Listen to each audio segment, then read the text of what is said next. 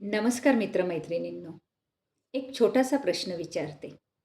आपल्या नात्यात कधी तुम्ही कोणाला थँक यू असं विचारलं आहे का? की जास्त करून तू माझ्यासाठी काय केलंस असं विचारलं आहे? अनेकदा आपण काय करतो, समोरच्या व्यक्तीच्या नेहमीच चुका पाहत असतो.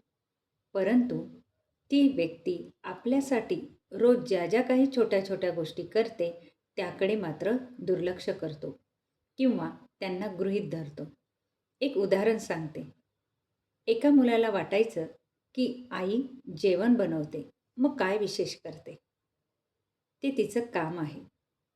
एके दिवशी आई आजारी पडली आणि मुलाला जाणवलं की आपल्याला रोज वेळेवर मिळणारं जेवण, काळजी, प्रेम हे काही साधं नव्हतं. तो दुसऱ्या दिवशी आईला म्हणाला, "आई, तू इतकं सगळं काही करतेस त्यासाठी मनापासून धन्यवाद." आईच्या डोळ्यात टचकन पाणी आलं. का? कारण तिला महागडी गाडी नको होती.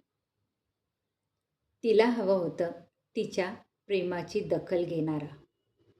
तिच्या प्रेमाची दखल हवी होती. तिचं कोणीतरी कौतुक करणारं हवं होतं. आणि हेच कृतज्ञतेचं सामर्थ्य आहे. आजचं सुपर सोल्युशन आहे कृतज्ञता. कृतज्ञता म्हणजे तरी काय? कृतज्ञता म्हणजे धन्यवाद इतकंच म्हणणं नव्हे, तर कृतज्ञता म्हणजे समोरच्या व्यक्तीची किंमत ओळखणं, तिने केलेल्या कामाची दखल घेणं, तिचं कौतुक करणं. मग नक्कीच तुम्ही आपल्या कुटुंबामध्ये, आपल्या नात्यामध्ये छोट्या-छोट्या गोष्टींसाठी एकमेकांना थँक बोला, आभार माना, कौतुक करा.